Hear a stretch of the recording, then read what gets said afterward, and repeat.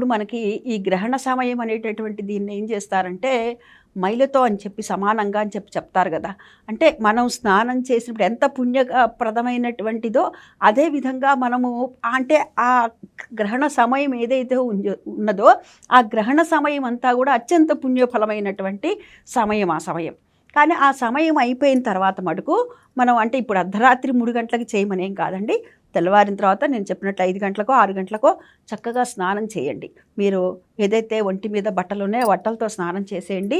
అదేవిధంగా మీరు పక్కన ఏవైతే పక్క మీద వేసుకున్నారో ఆ దుప్పటి అది కూడాను ఉతికేసేసుకోండి. అది ఎందుకంటే పూర్వపు నుంచి మన పెద్దవాళ్ళు చెప్పినటువంటిది ఇవన్నీ కూడా పద్ధతులు. అయితే మరలా మనం ఒకసారి గుర్తు చేసుకుంటున్నాం అంతే. అంటే ఇటువంటి నియమాలని గర్భిణీ స్త్రీలు కూడా పాటించండి. ఆ చక్కటి బిడ్డల్ని మీరు కనండి. భయపడాల్సినటువంటి పని అయితే ఏమీ లేదండి. చక్కగా యథాతథంగా మీకు ఏమండి మరి మాకు కొంచెం గర్భం దాల్చి ఉన్నామండి, మరి మాకు దాహం వేస్తే మంచినీళ్ళు తాగచ్చా అని అంటే చక్కగా ఒక చిన్న గ్లాస్తో పక్కన పెట్టుకోండి.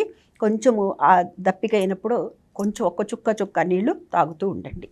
ఈ విధంగా గర్భిణీ స్త్రీలు కూడా చిన్న చిన్న నియమాలు పాటించండి. ఆ భగవంతుడి యొక్క ఆశీస్సులను పొందండి. స్వస్తి.